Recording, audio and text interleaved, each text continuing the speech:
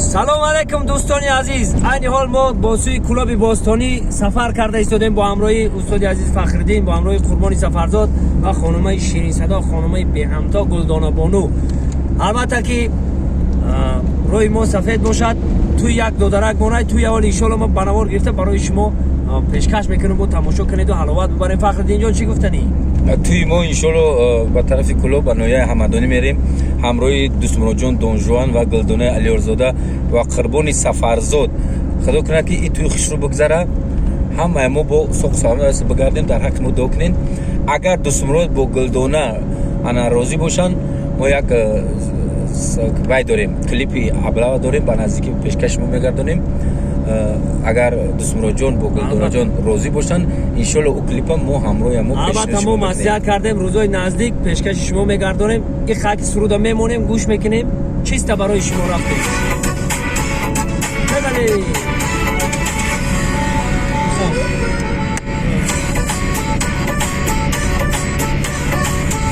شب نیمی شب شد، ساعت دوی شب بود، ساعت دوی شب بود، ساعت دوی شب.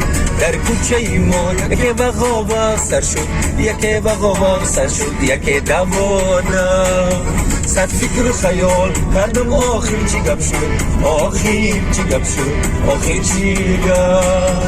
همسایمون گفت گریز ابلما سر شد، گریز ابلما سر شد، گریز ابلما. سورا جان چی بگیم؟ هانا ما گفتنی اون رو دارم که فقط انتظار باشید، نویگری های ما را تماشا کنید و حلاوت ببرید. گروه عربشا با شماست. البته گلدانه بانو هم خانمای شیرین صدا در این کلیپی ما بازی میکنه. قربانی سفرزاد فقط در روز کماندیر بازی میکنه که کماندیر میشه خدمت میکنه. وای خاک دیگه اوس شنبه بایدا جای درکاری شب ما بایدا آزید نه چیست برای شما کم کمک گوش کنید و حلاوت ببرید. او طرف بگذرونید.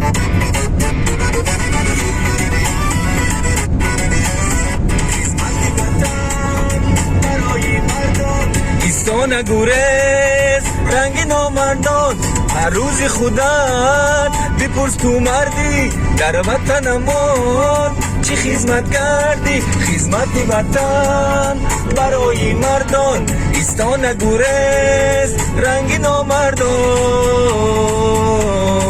آنا مردان. شب نیمی شب بود، ساعت دوی شب بود، ساعت دوی شب بود، ساعت دوی شب. در کوچه ما یک وقابق سر شد، یک وقابق سر شد، یک نوادا. صد فکر و خیال کردم آخر چی گپ شد، آخر چی گپ شد، آخر چی گپ. دوست مراد گفتد گریز ابلوا سر شد، گریز ابلوا سر شد، گریز ابلوا. دوست مراد جان رفتگی انتظار باشن روزای نزدیک خدمت وطن مادر کردگه ای تحت دل. ما همیشه وطن دوست می‌داریم. برای هر یک شهروند، برای هر یک مرد هم خرده هم فرد. بله خیر هرچند پدر مادرها زیغ میشوند که بسیار پدر مادرها راضی هستند که فرزنداشون برای وطن برای خدمت کنند. ما با شماییم.